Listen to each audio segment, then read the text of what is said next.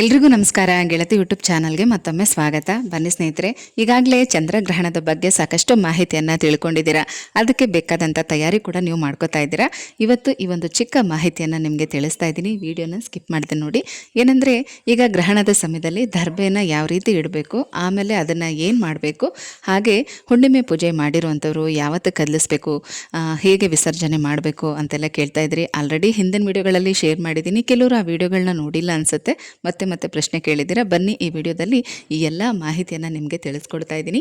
ಹಾಗೆ ದರ್ಬೆಯ ಮಹತ್ವ ಏನು, ಅಕಸ್ಮಾತ್ ಏನಾದರೂ ದರ್ಬೆ ಸಿಗಲಿಲ್ಲ ಅಂದರೆ ಯಾವ ರೀತಿ ನಾವು ಬೇರೆ ಯಾವ ವಸ್ತುವನ್ನು ಉಪಯೋಗಿಸ್ಬಹುದು ಅದನ್ನು ಕೂಡ ತಿಳಿಸ್ತಾ ಇದ್ದೀನಿ. ವಿಡಿಯೋನ ಕೊನೆ ತನಕ ನೋಡಿ. ನಮ್ಮ ಹಿಂದೂ ಧರ್ಮದಲ್ಲಿ ಅತ್ಯಂತ ಪವಿತ್ರವೆಂದು ಪರಿಗಣಿಸಲಾದಂಥ ಒಂದು ಜಾತಿಯ ಒಣ ಹುಲ್ಲು. ಇದನ್ನು ಪೂಜೆಗೆ, ಯಜ್ಞಯಾಗಾದಿಗಳಲ್ಲಿ, ಹೋಮ ಹವನಗಳಲ್ಲಿ, ಶ್ರಾದ್ದ ಕಾರ್ಯಗಳಲ್ಲಿ ಬಳಸಲಾಗುತ್ತೆ. ಯಾಕೆ ಅಂದರೆ ಇದು ನಕಾರಾತ್ಮಕ ಶಕ್ತಿಯನ್ನು ತಡೆದು ಧನಾತ್ಮಕ ಶಕ್ತಿಯನ್ನು ಹೆಚ್ಚಿಸುತ್ತೆ. ಅಲ್ಲದೆ ದರ್ಬೆಯು ಅನೇಕ ಆರೋಗ್ಯಕರ ಪ್ರಯೋಜನಗಳನ್ನು ಹೊಂದಿದೆ. ಉದಾಹರಣೆಗೆ ಅಂದರೆ ಕಿಡ್ನಿ ಪ್ರಾಬ್ಲಮ್ ಇದ್ದರೆ, ಅಥವಾ ಚರ್ಮ ರೋಗದ ಸಮಸ್ಯೆಗಳೇನಾದರೂ ಇದ್ದರೆ, ಮತ್ತು ಮಕ್ಕಳಿಗೆ ಜ್ಞಾಪಕ ಶಕ್ತಿಯನ್ನು ಹೆಚ್ಚಿಸೋದಕ್ಕೆ ಇದು ಸಹಾಯ ಮಾಡುತ್ತೆ.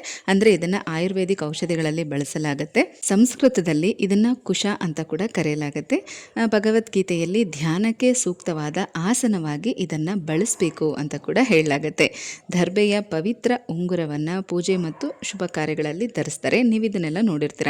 ಅಂದರೆ ಉಂಗುರದ ಬೆರಳಿಗೆ ಅದರಿಂದ ರಿಂಗ್ ಟೈಪ್ ಮಾಡಿ ಅದನ್ನು ಹಾಕ್ಕೊಂಡೇ ಪೂಜಾ ಕಾರ್ಯಗಳಾಗಿರ್ಬೋದು ಅಥವಾ ಶ್ರಾದ್ದ ಕಾರ್ಯಗಳನ್ನು ಮಾಡುವಂಥದ್ದು. ಅದೇ ರೀತಿ ಗ್ರಹಣದ ಸಂದರ್ಭದಲ್ಲೂ ಕೂಡ ಆಹಾರ, ನೀರು ಕಲುಷಿತ ಆಗದೇ ಇರೋ ರೀತಿ ರಕ್ಷಣೆ ಮಾಡೋದಕ್ಕೋಸ್ಕರ ಈ ದರ್ಬೆಗಳನ್ನು ಅದರ ಮೇಲೆ ಇಡಲಾಗತ್ತೆ. ಯಾವ ರೀತಿ ಇಡಬೇಕು ಅದನ್ನು ಕೂಡ ತಿಳಿಸ್ತೇನೆ ಬನ್ನಿ. ಯಾಕೆ ಅಂತಂದರೆ, ನಕಾರಾತ್ಮಕ ಶಕ್ತಿಯನ್ನು ತಡೆಯೋ ಸಲುವಾಗಿ ದರ್ಬೆಗಳನ್ನು ಉಪಯೋಗಿಸುವಂಥದ್ದು. ಬೇರೆ ಸಮಯದಲ್ಲೂ ಕೂಡ ನಾವು ದರ್ಬೆಗಳನ್ನು ದೇವರ ಮನೆಯಲ್ಲಿ ಇಟ್ಕೊಳ್ಳೋದು ತುಂಬಾ ಒಳ್ಳೆಯದು. ಕೆಲವರು ಹುಣ್ಣಿಮೆ ದಿನ ಲಕ್ಷ್ಮೀ ಪೂಜೆ, ಹಾಗೆ ಕುಬೇರ ಯಂತ್ರ ಪೂಜೆ, ಈ ಥರ ಎಲ್ಲ ಮಾಡ್ತಾ ಬಂದಿದ್ದೀರಾ. ಇವತ್ತು ಅಂದರೆ ಮಂಗಳವಾರ ಯಾರೆಲ್ಲ ಹುಣ್ಣಿಮೆ ಪೂಜೆಗಳನ್ನು ಮಾಡಿದ್ದೀರಾ, ಪೂಜೆ ಆದಮೇಲೆ ಒಂದು ಅರ್ಧ ಗಂಟೆ ಬಿಟ್ಟು ಅದನ್ನು ಕದಲಿಸಿ ನೀವು ನಾಳೆ ವಿಸರ್ಜನೆ ಮಾಡ್ಕೊಳ್ಳಿ. ಯಾಕೆಂದರೆ ಇವತ್ತು ಮಂಗಳವಾರ, ಹಾಗೆಯೇ ಸಂಜೆ 6:45 ಗ್ರಹಣ ಮುಗಿಯುತ್ತೆ. ಆಮೇಲೆ ಸ್ನಾನ ಮಾಡಿ ಮನೆಯೆಲ್ಲ ಗುಡಿಸಿ ಒರೆಸಿ ಕ್ಲೀನ್ ಮಾಡಿ ಮತ್ತೆ ಪೂಜಾ ರೂಮೆಲ್ಲ ಕ್ಲೀನ್ ಮಾಡೋದು ಸ್ವಲ್ಪ ಕಷ್ಟ ಅನಿಸುತ್ತೆ. ಹಾಗಾಗಿ ಗೋಮೂತ್ರನ ಎಲ್ಲ ಕಡೆ ಪ್ರೋಕ್ಷಣೆ ಮಾಡಿ.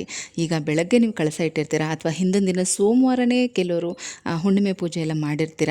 ಹಾಗಾಗಿ ಕಳಸ ಎಲ್ಲ ತೆಗಿಬೇಕು ಆ ಥರದ್ದೆಲ್ಲ ಏನೂ ಇಲ್ಲ. ಚಂದ್ರಗ್ರಹಣ ಕೇವಲ ಒಂದು 20 ನಿಮಿಷಗಳ ಮಾತ್ರ ಅದು ಮೋಕ್ಷ ಕಾಲದಲ್ಲಿ ಗೋಚಾರ ಆಗ್ತಾ ಇರೋದ್ರಿಂದ ಕೆಲವು ಕಡೆ ಈ ಅವಧಿ ಅಂದರೆ ಈ ಸಮಯ ಕೂಡ ತುಂಬಾ ಕಡಿಮೆ ಇರುತ್ತೆ. ಒಂದು 10 ನಿಮಿಷ, 5 ನಿಮಿಷ ಈ ಥರ ಎಲ್ಲ ಇರುತ್ತೆ. ಹಾಗಾಗಿ ಹೆಚ್ಚಿಗೆ ಭಯಪಡೋ ಅವಶ್ಯಕತೆ ಏನೂ ಇಲ್ಲ. ನಿಮಗೆ ಸಾಧ್ಯವಾದರೆ ಸಮಯ ಇದ್ದರೆ ಇವತ್ತು ಸಂಜೆನೇ ದೇವ್ರ ಮನೆ ಕ್ಲೀನ್ ಮಾಡ್ಕೊಳ್ಳಿ. ಗ್ರಹಣ ಬಿಟ್ಟ ಮೇಲೆ ಆಗಲ್ಲ ಅನ್ನೋರು ಗೋಮೂತ್ರನ ಪ್ರೋಕ್ಷಣೆ ಮಾಡಿ ದೇವರ ಮನೆಯನ್ನು ಒರೆಸಿ, ಹೊಸಲನ್ನೆಲ್ಲ ಒರೆಸಿ, ದೀಪಗಳನ್ನು ಬೇಕಾದರೆ ತೊಳೆದು ಹೊಸದಾಗಿ ಬತ್ತಿ ಎಣ್ಣೆಲ್ಲ ಹಾಕಿ ದೀಪ ಹಚ್ಬೋದು. ಅಲ್ಲದೆ ಗ್ರಹಣದ ಮೋಕ್ಷ ಕಾಲ ಪ್ರಾರಂಭ ಆದಾಗ ಅಂದರೆ 6:20 ಕೂಡ ಕೈಕಾಲು ಮುಖ ಎಲ್ಲ ತೊಳ್ಕೊಂಡು, ಕೆಲವರು ಸ್ನಾನನೇ ಮಾಡಿ ಮತ್ತು ದೇವ್ರ ಮುಂದೆ ದೀಪ ಎಲ್ಲ ಹಚ್ಚಿ ಆ ಒಂದು ಸಮಯದಲ್ಲಿ ಮಂತ್ರ ಸ್ತೋತ್ರ ಪಾರಾಯಣ ಮಾಡಿರ್ತೀರ. ಈ ದೀಪಗಳಿನ್ನೂ ಉರಿತಾ ಇರುತ್ತೆ ಅಂದರೆ ಆ ದೀಪಗಳನ್ನು ಶಾಂತ ಮಾಡೋದು ಬೇಡ, ನಂದಿಸೋದು ಬೇಡ. ಆ ದೀಪಗಳು ಹಾಗೆ ಉರಿತಾ ಇದ್ದರೂ ಪರವಾಗಿಲ್ಲ, ಏನೂ ದೋಷ ಇಲ್ಲ. ನಿಮಗೊಂದು ಮಾತು ಹೇಳ್ತೀನಿ, ತೀರಾ ಎದುರುಕೊಳ್ಳೋಕೆ ಹೋಗಬೇಡಿ. ಯಾಕಂದರೆ ನೀವು ಎಷ್ಟೋ ಜನ ಹೇಳಿರೋ ವಿಡಿಯೋಗಳನ್ನ ನೋಡಿರ್ತೀರ, ಅದನ್ನೆಲ್ಲ ನೋಡಿ ಕನ್ಫ್ಯೂಸ್ ಮಾಡ್ಕೊಳ್ತಾ ಇರ್ತೀರ. ನಿಮ್ಮ ಕೈಯಲ್ಲಿ ಎಷ್ಟು ಸಾಧ್ಯ ಆಗುತ್ತೋ ಅಷ್ಟರ ಮಟ್ಟಿಗೆ ಶುದ್ಧೀಕರಣ ಮಾಡ್ಕೊಳ್ಳಿ. ಖಂಡಿತ ಯಾವುದೇ ರೀತಿ ದೋಷ ಬರೋದಿಲ್ಲ. ಈ ಸಲದ ಗ್ರಹಣ ಸಿಂಹ ರಾಶಿ ಪೂರ್ವ ಪಾಲ್ಗುಣ ನಕ್ಷತ್ರದಲ್ಲಿ ಆಗ್ತಾ ಇರೋದ್ರಿಂದ ಆ ಒಂದು ರಾಶಿಯವ್ರು ಮಾತ್ರ ಪರಿಹಾರ ಮಾಡಿಕೊಂಡ್ರೆ ಸಾಕು. ಅದರಲ್ಲೂ ನಾಳೆ ಬೆಳಗ್ಗೆ ಸ್ನಾನ ಮಾಡಿಕೊಂಡು ನೀವು ಅಕ್ಕಿ ಮತ್ತು ಹಾಲನ್ನು ದೇವಸ್ಥಾನಕ್ಕೆ ದಕ್ಷಿಣೆ ಸಮೇತ ಕೊಟ್ಟು ನಿಮ್ಮ ಹೆಸರಲ್ಲಿ ಅರ್ಚನೆ ಮಾಡಿಸ್ಕೊಂಡು ಬಂದರೆ ಸಾಕು. ಅದು ಬಿಟ್ಟರೆ ಹೆಚ್ಚಿಗೆ ಇನ್ನೇನು ಮಾಡಬೇಕು ಅಂತೇನಿಲ್ಲ. ನನಗಿವತ್ತು ಈ ಥರ ಸಿಕ್ಕಿದೆ. ಇಲ್ಲೇ ಗ್ರಂಥಿಗೆ ಅಂಗಡಿಯಲ್ಲೇ ತೊಗೊಂಡಿದ್ದು. ಅಷ್ಟೊಂದು ಚೆನ್ನಾಗಿಲ್ಲ, ಬಟ್ ಏನು ಮಾಡೋದು, ಇಲ್ಲಿ ನಮಗೇನು ಸಿಗುತ್ತೋ ಅದನ್ನು ತಾನೇ ಉಪಯೋಗಿಸ್ಬೇಕು. ಹಾಗಾಗಿ ಇದನ್ನೇ ತೊಗೊಂಡು ಬಂದು ಸ್ವಲ್ಪ ಎಲ್ಲ ತೊಳೆದು ಇಟ್ಟಿದ್ದೀನಿ. ತೊಳೆದ್ರೆ ಇದು ಸಾಫ್ಟ್ ಆಗಿಬಿಡುತ್ತೆ. ಮತ್ತು ಇನ್ನೂ ಚೆನ್ನಾಗಿರುತ್ತೆ. ದರ್ಬೆ ಸ್ಟ್ರೈಟಾಗಿ ಅದು ಒಣಗೋಗಿರೋ ಹುಲ್ಲು ತುಂಬ ಚೆನ್ನಾಗಿರುತ್ತೆ. ಬಟ್ ಇಲ್ಲಿ ಈ ಥರನೇ ಸಿಕ್ಕಿದ್ದು, ಹಾಗಾಗಿ ಇದನ್ನೇ ತೊಗೊಂಡು ಬಂದಿದ್ದೀನಿ. ಈಗ ತೊಳೆದು ಇಟ್ಟಿದ್ದೆ, ಇನ್ನು ಸ್ವಲ್ಪ ನೀರನ್ನ ಪ್ರೋಕ್ಷಣೆ ಮಾಡಿ ಇವಾಗ ಇದನ್ನು ಎಲ್ಲ ಕಡೆಗೂ ಇಡ್ತಾ ಇದ್ದೀನಿ. ಅಕಸ್ಮಾತ್ ಏನಾದರೂ ನಿಮಗೆ ಈ ಥರ ದರ್ಬೆ ಸಿಗಲಿಲ್ಲ ಅಂತಂದರೆ ಗರಿಕೆ ಅಥವಾ ತುಳಸಿನೂ ಕೂಡ ಉಪಯೋಗಿಸ್ಬೋದು. ಗರಿಕೆ ಅಂತೂ ಎಲ್ಲ ಕಡೆ ಸಿಗುತ್ತೆ, ಅಂದರೆ ಹಸಿರು ಹುಲ್ಲು ಅದನ್ನು ಕೂಡ ತೊಗೊಂಡು ಬಂದು ಇಡ್ಬೋದು. ಗಣಪತಿ ಪೂಜೆಗೆಲ್ಲ ಉಪಯೋಗಿಸ್ತೀವಲ್ಲ ಆ ಥರ ಗರಿಕೆ ಅದನ್ನು ಕೂಡ ಇಡ್ಬೋದು. ತುಂಬಾ ಒಳ್ಳೆಯದು. ಸಿಗಲಿಲ್ಲ ಅಂದರೆ ತುಳಸಿ ಗಿಡ ನಿಮ್ಮ ಮನೆಯಲ್ಲೇ ಹಾಕ್ಕೊಂಡಿರ್ತೀರ, ಅದನ್ನು ಕೂಡ ಕಟ್ ಮಾಡಿ ಎಲ್ಲ ಕಡೆ ಇಡ್ಬೋದು. ಆದರೆ ಇವತ್ತು ಮಂಗಳವಾರ ಬೇರೆ ಹುಣ್ಣಿಮೆ, ತುಳಸಿ ಗಿಡದಲ್ಲಿ ತುಳಸಿ ಎಲೆಗಳನ್ನು ಕೀಳೋ ಹಾಗಿಲ್ಲ. ಹಾಗಾಗಿ ಬೇಕಾದರೆ ಹೊರಗಡೆ ಮನೆಯಿಂದ ಹೊರಗಡೆ ರೋಡ್ ಸೈಡಲ್ಲೆಲ್ಲ ತುಳಸಿ ಗಿಡಗಳೇನಾದರೂ ಬೆಳೆದಿದ್ರೆ ಅಲ್ಲಿ ಬೇಕಾದರೆ ನೀವು ಕಿತ್ಕೊಂಡು ಬಂದು ಹಾಕ್ಬೋದು. ನೋಡಿ, ಇದರಲ್ಲಿ ಸ್ವಲ್ಪ ಚೆನ್ನಾಗಿರೋದನ್ನು ನಾನು ತೊಗೊಳ್ತಾ ಇದ್ದೀನಿ. ಇದನ್ನು ಈ ಥರ ಈಗ ನಾವೇನು ಧಾನ್ಯಗಳು ಎಲ್ಲ ಉಪಯೋಗಿಸ್ತೀವಲ್ಲ, ಬಾಕ್ಸಲ್ಲೆಲ್ಲ ಹಾಕಿಟ್ಟಿರ್ತೀನಲ್ಲ, ಅದ್ರ ಮೇಲ್ಗಡೆ ಈ ಥರ ಎಲ್ಲ ಹಾಕ್ಬಿಡ್ತೀನಿ. ಚಿಕ್ಕದಾಗಿ ಅದನ್ನು ಮುರಿದು ಬಾಕ್ಸ್ ಒಳಗಡೆನೂ ಕೂಡ ಹಾಕ್ಬೋದು, ಆದರೆ ಒಟ್ಟಿಗೆ ಈ ಥರ ಮೇಲೂ ಕೂಡ ಇಡ್ಬೋದು, ಏನೂ ತೊಂದರೆ ಇಲ್ಲ. ಆಮೇಲೆ ನಾವು ಅದನ್ನು ತೆಗಿವಾಗ ಬೇಕಾದರೆ ಹಾಗೆ ಅದನ್ನೆಲ್ಲ ತೆಗೆದು ಒಂದು ಕವರ್ನಲ್ಲಿ ಹಾಕಿ ಹೊರಗಡೆ ಹಾಕ್ಬೋದು. ಮತ್ತು ನಾವೇನು ಕುಡಿಯೋ ನೀರು ಉಪಯೋಗಿಸ್ತೀವಿ ಅದಕ್ಕೂ ಕೂಡ ಅಷ್ಟೇ ಈ ಥರ ಮೇಲ್ಗಡೆ ಇಟ್ಟರೆ ಸಾಕು. ಎಲ್ಲ ಬಾಕ್ಸ್ಗಳ ಮೇಲೂ ಅಷ್ಟೇ ಅಕ್ಕಿ, ರಾಗಿ, ಗೋಧಿ ಹಿಟ್ಟು, ಎಣ್ಣೆ ಏನೆಲ್ಲ ಉಪಯೋಗಿಸ್ತೀವೋ ಎಲ್ಲ ಅದ್ರ ಮೇಲ್ಗಡೆ ಹಾಕಿದ್ರೆ ಸಾಕು. ಅಕ್ಕಿ ಡಬ್ಬದೊಳಗೂ ಕೂಡ ಈ ಥರ ಹಾಕ್ತಾಯಿದ್ದೀನಿ. ಉಪ್ಪು, ಹುಣಸೆ ಹಣ್ಣು ಪ್ರತಿಯೊಂದ್ರ ಮೇಲೂ ಕೂಡ ಇಡಬೇಕು. ಈಗ ಸಾಲಾಗಿ ಬಾಕ್ಸ್ಗಳು ಜೋಡಿಸಿದಾಗ ಅದ್ರ ಮೇಲ್ಗಡೆ ನಾವು ಇಡ್ಬೋದು. ಮತ್ತು ನೋಡಿ, ನೀವು ಇದರಲ್ಲೆಲ್ಲ ಹಾಕದೇ ಇದ್ದರೂ ನಡೆಯುತ್ತೆ. ಅತಿ ಮುಖ್ಯವಾಗಿ ದೇವ್ರ ಮನೆ ಮೇಲ್ಗಡೆ ಮತ್ತು ಮೇನ್ ಡೋರ್ ಮೇಲ್ಭಾಗದಲ್ಲಿ ನಾವೇನು ಹೂ ಎಲ್ಲ ಇಡ್ತೀವಲ್ಲ ಆ ಜಾಗದಲ್ಲಿ ಈ ಥರ ಒಂದಷ್ಟು ದರ್ಬೆಯನ್ನು ಈ ಥರ ಅಲ್ಲಿ ನಾವು ಇಟ್ಬಿಟ್ರೂ ಕೂಡ ಸಾಕಾಗುತ್ತೆ. ಮನೆಗೆಲ್ಲ ಅದು ರಕ್ಷಣೆ ಕೊಡುತ್ತೆ. ಪ್ರತಿಯೊಂದ್ರ ಮೇಲೂ ಹಾಕಬೇಕು ಅಂತೇನಿಲ್ಲ. ಇನ್ನು ವಾರ್ಡ್ರೋಬ್ಗಳಲ್ಲೂ ಕೂಡ ಅಷ್ಟೇ ಬಟ್ಟೆಗಳು ನಿಮಗೆ ಸಂಜೆ ಸ್ನಾನ ಮಾಡೋದಕ್ಕೂ ಕೂಡ ಏನೆಲ್ಲ ಬೇಕೋ ಅದನ್ನೆಲ್ಲ ಮೊದಲೇ ತೆಗೆದು ಹೊರಗಡೆ ಇಟ್ಕೊಂಡು ಎಲ್ಲ ಕ್ಲೋಸ್ ಮಾಡಿಬಿಡಿ. ಅಲ್ಲೂ ಕೂಡ ಒಂದೊಂದು ದರ್ಬೆಗಳನ್ನು ಹೊರಗಡೆಯಿಂದನೇ ವಾರ್ಡ್ರೋಬ್ ಹೊರಗಡೆ ಹ್ಯಾಂಡಲ್ ಇರುತ್ತಲ್ಲ ಅಲ್ಲಿ ಒಂದೊಂದನ್ನು ಹಾಕಿದ್ರೆ ಸಾಕು.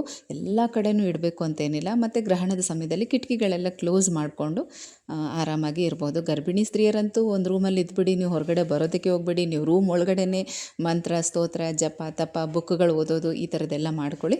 ಇನ್ನು ಬೇರೆಯವರು ಆರಾಮಾಗಿ ಮನೆಯೆಲ್ಲ ಓಡಾಡ್ಬೋದು, ಏನೂ ತೊಂದರೆ ಇಲ್ಲ. ಮತ್ತು ಚಂದ್ರ ಏನಾದರೂ ನಿಮಗೆ ಸಂಜೆ ಕಾಣಿಸಿದ್ರೆ ನೀವು ನೋಡಿ ನಮಸ್ಕಾರ ಮಾಡ್ಕೊಳ್ಳಿ, ತುಂಬಾ ಒಳ್ಳೆಯದು. ನೋಡಬಹುದು, ಏನೂ ತೊಂದರೆ ಇಲ್ಲ. ಹಾಗೆ ನಾವು ಮೇನ್ ಡೋರ್ ಹೊರಗಡೆ ಈ ಥರ ಮೇಲ್ಭಾಗದಲ್ಲಿ ಇಟ್ಟರೆ ಸಾಕು, ಎಲ್ಲ ಕಡೆಗೂ ಕೂಡ ಅದು ರಕ್ಷಣೆಯನ್ನು ಕೊಡುತ್ತೆ. ಯಾವುದೇ ರೀತಿ ನೆಗೆಟಿವ್ ಎನರ್ಜಿನ ಅದು ಒಳಗಡೆ ಬರೋದಕ್ಕೆ ಬಿಡಲ್ಲ. ದರ್ಬೆಗೆ ಅಂಥ ಒಂದು ಶಕ್ತಿ ಇದೆ. ಮತ್ತು ಈಗ ಗ್ರಹಣ ಮುಗಿದ ಮೇಲೆ ನೀವು ಸ್ನಾನ ಮಾಡೋದಕ್ಕಿಂತ ಮೊದಲು ಇದನ್ನೆಲ್ಲ ತೆಗೆದು ಹೊರಗಡೆ ಹಾಕ್ಬಿಡಿ. ಆಮೇಲೆ ಸ್ನಾನ ಮಾಡ್ಕೊಂಡು ಬಂದು ಮನೆಯೆಲ್ಲ ಗುಡಿಸಿ ಒರೆಸೋದಕ್ಕೂ ಕೂಡ ನಿಮ್ಗೆ ಆಗಲಿಲ್ಲ ಅಂದರೆ ಗೋಮೂತ್ರ ಪ್ರೋಕ್ಷಣೆ ಮಾಡ್ಕೊಳ್ಳಿ. ಇದನ್ನು ನಾನು ಪ್ರತಿ ವಿಡಿಯೋದಲ್ಲೂ ಹೇಳಿದ್ದೀನಿ, ಆದರೂ ಮತ್ತೆ ಕೇಳ್ತೀರಾ. ಬೆಳಗ್ಗೆ ಮನೆ ಒರೆಸಿದ್ದೀವಿ ಮತ್ತೆ ಸಂಜೆ ಒರೆಸ್ಬೇಕಾ, ಬೆಳಗ್ಗೆ ಕಳಸ ಇಟ್ಟಿದ್ದೀವಿ ಮತ್ತೆ ತೆಗಿಬೇಕಾ ಅಂತೆಲ್ಲ ಕೇಳ್ತಾ ಇರ್ತೀರಾ. ಎಲ್ಲ ಕಡೆಗೂ ಗೋಮೂತ್ರ ಪ್ರೋಕ್ಷಣೆ ಮಾಡಿ ಸ್ನಾನ ಮಾಡಿಕೊಂಡು ದೇವ್ರ ಮನೆನ ಒರೆಸ್ಬೇಕು, ಮತ್ತು ಹೊಸಲೆಲ್ಲ ಒರೆಸ್ಬೇಕು, ಹೊರಗಡೆ ಮುಂಭಾಗಲೆಲ್ಲ ತೊಳಿಬೇಕು. ಇದಿಷ್ಟನ್ನು ಮಾಡಿಕೊಂಡು ಆನಂತರ ದೇವ್ರ ದೀಪ ಹಚ್ಚಿ ಪೂಜೆ ಮಾಡ್ಕೊಳ್ಳಿ. ಮತ್ತೆ ಸಂಜೆ ನೈವೇದ್ಯ ಇಡಬೇಕಾ ಆ ಥರದ್ದೆಲ್ಲ ಏನೂ ಇಲ್ಲ. ಬೆಳಗ್ಗೆ ಹಾಕಿರೋ ಹೂಗಳನ್ನೆಲ್ಲ ತೆಗೆದು ಒಂದೇ ಒಂದು ಹೂವನ್ನು ಇಟ್ಟು ದೇವರ ದೀಪ ಹಚ್ಚಿ ನಮಸ್ಕಾರ ಮಾಡಿಕೊಂಡ್ರೂ ಕೂಡ ಸಾಕು. ಆಮೇಲೆ ನೀವು ಮಾಮೂಲಿಯಾಗಿ ಅಡುಗೆ ಮಾಡಿಕೊಂಡು ಊಟ ಮಾಡಿ ಮಲ್ಕೋಬಹುದು. ಬುಧವಾರ ಬೆಳಗ್ಗೆ ಬೇಕಾದರೆ ಕಂಪ್ಲೀಟಾಗಿ ಪೂಜಾ ರೂಮ್ ಕ್ಲೀನ್ ಮಾಡ್ಕೊಳ್ಳಿ. ಯಾಕೆ ಅಂದರೆ ಸಂಜೆ 7 ಗಂಟೆ ಮೇಲೆ ಪೂಜಾ ರೂಮ್ ಎಲ್ಲ ಕ್ಲೀನ್ ಮಾಡಿ ಪೂಜೆ ಮಾಡಿ ಆಮೇಲೆ ಅಡುಗೆ ಮಾಡಿ ಊಟ ಮಾಡಿ ಮಲಗೋದು ತುಂಬ ಟೈಮ್ ತೊಗೊಳುತ್ತೆ. ಹಾಗಾಗಿ ಎಲ್ರಿಗೂ ಇದು ಸಾಧ್ಯ ಆಗೋದಿಲ್ಲ. ಹಾಗಾಗಿ ಹೇಳ್ತಾ ಇದ್ದೀನಿ, ಸಿಂಪಲ್ಲಾಗಿ ಶುದ್ಧೀಕರಣ ಮಾಡಿಕೊಂಡ್ರೆ ಸಾಕು. ಬುಧವಾರ ಬೇಕಾದರೆ ಕಂಪ್ಲೀಟಾಗಿ ಪೂಜಾ ರೂಮ್ ಎಲ್ಲ ಕ್ಲೀನ್ ಮಾಡ್ಕೊಳ್ಳಿ. ಮಾಡಿದ್ರೆ ತುಂಬಾ ಒಳ್ಳೆಯದು. ನಾನು ಕೂಡ ಹೀಗೆ ಮಾಡೋದು. ಸೋಮವಾರ ಕಳಸ ಇಟ್ಟು ಪೂಜೆ ಮಾಡಿದ್ದೀನಿ. ಇನ್ನು ಮಂಗಳವಾರ ಸಿಂಪಲ್ಲಾಗಿ ಬೆಳಗ್ಗೆ ಹೂವೆಲ್ಲ ಹಾಕಿ ಪೂಜೆ ಮಾಡ್ಕೊಂಡಿದ್ದೀನಿ. ಬುಧವಾರ ಬೆಳಗ್ಗೆ ಮತ್ತೆ ಎಲ್ಲನೂ ತೆಗೆದು ಕ್ಲೀನ್ ಮಾಡಿ ಬುಧವಾರ ಸಾಯಂಕಾಲ ಕಳಸ ಇಟ್ಟು ಪೂಜೆ ಮಾಡ್ಕೊಳ್ತೀನಿ. ಗ್ರಹಣದ ಆಚರಣೆ ಬಗ್ಗೆ ನನಗೆ ಗೊತ್ತಿರುವಂಥ ಅಷ್ಟು ವಿಚಾರನ ಸರಳವಾಗಿ ನಿಮಗೆ ತಿಳಿಸಿದ್ದೀನಿ. ಇನ್ನೇನೇ ಡೌಟ್ ಇದ್ದರೂ ಕಮೆಂಟ್ಸಲ್ಲಿ ಕೇಳಿ, ಸಾಧ್ಯವಾದಷ್ಟು ರಿಪ್ಲೈ ಮಾಡ್ತೀನಿ.